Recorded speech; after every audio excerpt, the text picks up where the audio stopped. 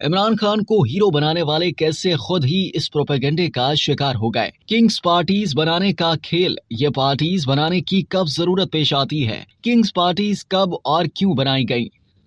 پاکستان میں Kings party کی نہ تو اصطلاح کوئی نہیں ہے اور نہ ہی اس کا تجربہ نیا ہے۔ قیام پاکستان کے بعد سے کنگز پارٹیز بنانے کا کھیل جاری ہے۔ پاکستان کی خالق جماعت مسلم لیگ کی عوامی اور سیاسی طاقت کمزور کرنے کے لیے جعلی مسلم لیگیں بنائی گئیں، انہیں کنگز پارٹیز کا درجہ دیا گیا اور ان کے ذریعے حکومتیں چلائی گئیں۔ کنگز پارٹیوں کی اس وقت ضرورت ہوتی ہے جب ملک میں براہ راست فوجی حکومت نہ ہو۔ جنرل ایوب خان نے مسلم لیگ کنونشن تخلیق کی، جس کے مقابلے میں مسلم لیگ کونسل رہی۔ پھر پیر پگاڑا کی فنکشنل لیگ سامنے آئی اور اس کے ایک رکن محمد خان جنیجو 1985 کے غیر جماعتی انتخابات کے بعد وزیر اعظم بنے اور پھر ایک اور مسلم لیگ وجود میں آئی۔ 1992 میں مسلم لیگ نون کی داغ بیل ڈالی گئی اور پھر اس نے 1993 میں انتخابات میں حصہ لیا۔ اس سب کے علاوہ سیاستدان ملک قاسم اپنے نام سے ایک مسلم لیگ یعنی مسلم لیگ قاسم کے ذریعے سیاست میں متحرک رہے۔ سابق فوجی صدر پرویز مشرف کے دور میں کنگز پارٹی مسلم لیگ کاف کا ظہور ہوا تھا، لیکن عہدے سے الگ ہونے کے بعد جنرل ریٹائر پرویز مشرف نے اپنی جماعت آل پاکستان مسلم لیگ کی بنیاد رکھی۔ مسلم لیگ کے مختلف دھڑوں کا حصہ رہنے والے سیاستدان شیخ رشید احمد نے اپنی خود کی جماعت عوامی مسلم لیگ قائم کی۔ پیپلز پارٹی کے بانی اور سابق وزیر اعظم ذوالفقار علی بھٹو پر جب کڑا وقت آیا تو ان کے قریبی ساتھی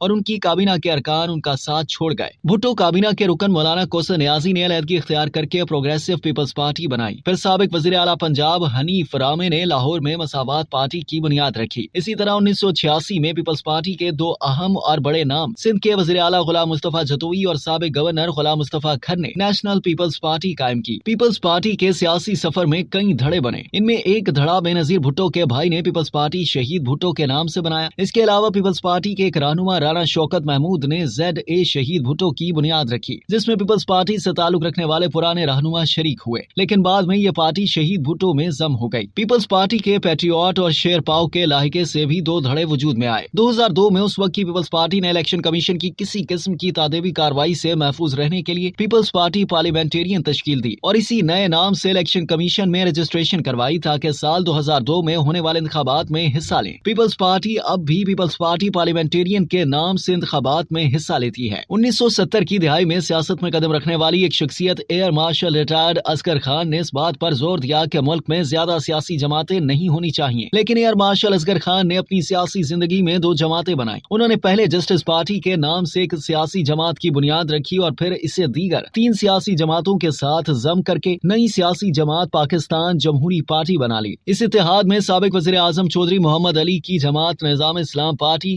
سابق ڈپٹی وزیر اعظم نور الامین کی قومی محاذ اور نواب زادہ نصر اللہ خان کی عوامی لیگ اس سیاسی جماعت کا حصہ تھی۔ Air marshal retired Asghar Khan نے پھر نئی جماعت تحریک استقلال قائم کی۔ یہ جماعت کبھی انتخابات میں کامیاب تو نہیں ہوئی، البتہ اس جماعت سے نواز شریف نے دیگر مشہور شخصیات نے سیاست شروع کی، جبکہ اعتزاز احسن اور محمود قصوری بھی کچھ عرصے کے لیے اس کا حصہ رہے۔ ایئر مارشل اصغر خان نے سیاست سے کنارہ کشی کی تو اپنی جماعت کو تحریک انصاف میں ضم کر دیا، لیکن آج بھی تحریک استقلال اسی نام اور اس سے ملتے جلتے نام سے قائم ہے۔ Air marshal retire Asghar Khan عسکری حلقے سے اکیلے نہیں تھے جنہوں نے اپنی جماعت قائم کی۔ ان کے علاوہ سابق army chief general Mirza Aslam Beg نے 1996 میں عوامی قیادت پارٹی کی بنیاد رکھی۔ Lieutenant general Amir Ubaidullah Khan Niazi نے جماعت عالیہ مجاہدین بنائی اور سابق director general ISI general Hamid Gul نے سیاسی جماعت تحریک اتحاد تو قائم کی، لیکن اس کی الیکشن کمیشن میں رجسٹریشن نہیں کروائی۔ MQM نے نہ صرف اپنا نام تبدیل کیا بلکہ یہ بھی دھڑے بندی کا شکار رہی۔ پہلے مہاجر قومی موومنٹ سے متحدہ قومی موومنٹ میں تبدیل ہوئی۔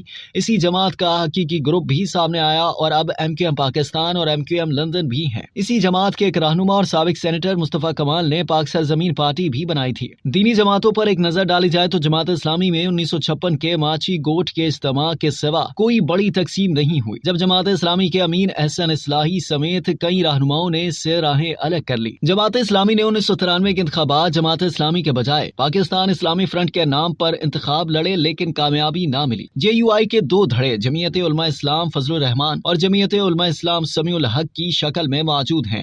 اسی طرح جمعیت علماء اسلام کے بھی نورانی گروپ اور نیازی گروپ رہے۔ پاکستان عوامی تحریک کے نام سے ڈاکٹر طاہر القادری نے بھی اپنی جماعت بنائی اور ایک مرتبہ رکن اسمبلی منتخب ہوئے۔ پہلے کنگز پارٹی کمزور اور عوامی سطح सतह पर गैर मकबूल होती थी, क्योंकि 1970 के अशरे तक किसी हकीकी अवामी और मकबूल जमात को उभरने न दिया गया। जब साबिक मशरकी पाकिस्तान में अवामी लीग और मगरबी पाकिस्तान में पीपल्स पार्टी मकबूल अवामी सियासी जमातें बनकर उभरी, तो एस्टेब्लिशमेंट की गैर मकबूल किंग्स पार्टीज उनका मुकाबला न कर सकी। इस सूरत-ए-हाल ने एस्टेब्लिशमेंट को संभलने न दिया। सुकूत ढाका के बाद बाकी मानदा पाकिस्तान में एस्टेब्लिशमेंट को अपनी हिकमत अमली तब्दील करना पड़ी। अब इसे एक ऐसी किंग्स पार्टी की जरूरत थी जो अवाम में मकबूल हो। अफगानिस्तान में सोवियत यूनियन के हमले से पहले पाकिस्तान में जनरल जियाउल हक का मार्शल लॉ नाफिज करके पाकिस्तान को ग्रेट गेम के लिए तैयार कर लिया गया और एस्टेब्लिशमेंट को पीपल्स पार्टी के मुकाबले में एक मकबूल किंग्स पार्टी बनाने के लिए बहुत वक्त मिल गया। 1988 के इंतखाबात में अगरचे पीपल्स पार्टी ने ज्यादा नशिस्तें ली, लेकिन इसके मुकाबले में मुस्लिम लीग नून की शक्ल में एक मकबूल किंग्स पार्टी मैदान में थी। मुस्लिम लीग नून को अवामी मकबूलियत दिलाने के लिए पूरी प्रोपेगेंडा मशीनरी और रियासती वसाइल को इस्तेमाल किया गया और इसे 10 साल तक पीपल्स पार्टी के मुकाबले में किंग्स पार्टी का दर्जा हासिल रहा। जब 1999 में एक और ग्रेट गेम के लिए मुस्लिम लीग नून की हुकूमत का तख्ता उलटकर जनरल परवेज मुशर्रफ की आमरीत कायम की गई, तो मुस्लिम लीग नून की क़यादत ने किंग्स पार्टी बनने की बजाय अपने अवामी और सियासी ताकत पर इन्हिसार किया। उसके बाद एस्टेब्लिशमेंट को अब 2 मकबूल सियासी जमातों की मकबूलियत का मुकाबला करना था और इन दोनों को अवामी सियासत से पीछे धकेलना था। अब एक बहुत ज्यादा मकबूल किंग्स पार्टी की जरूरत थी,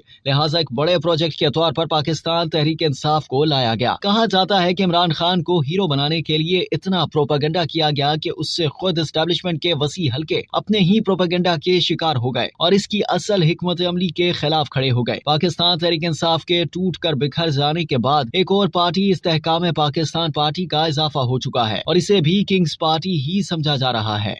अब तक के लिए इतना ही। मजीद जानने के लिए सब्सक्राइब कीजिए डेली जंग यूट्यूब चैनल और लाइक कीजिए डेली जंग फेसबुक पेज।